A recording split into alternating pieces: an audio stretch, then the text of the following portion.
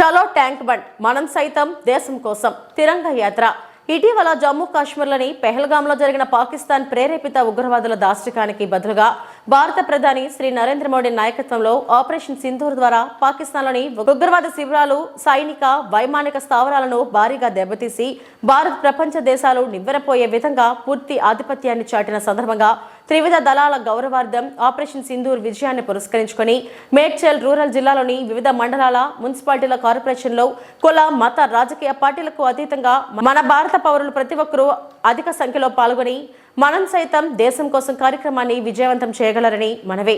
17వ తేదీ సాయంత్రం 5 గంటలకు ట్యాంక్ బండ్ అంబేద్కర్ స్టాచ్యూ నుండి వివేకానంద స్వామి స్టాచ్యూ వరకు కార్యక్రమాన్ని విజయవంతం చేయగలరని మనవి.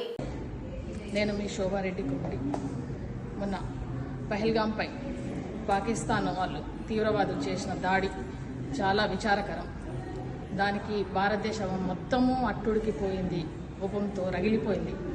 ఒక క్షణంలో పాకిస్తాన్ అనే పటాన్ని ప్రపంచ పటంలో తీసేయాలి అని నిర్ణయించుకున్నారు. హిరోషిమా నాగసాకి మీద చేసిన అణుబాంబు విస్ఫోటనం లాగా పాకిస్తాన్ మీద చేయాలని కూడా అనుకున్నారు.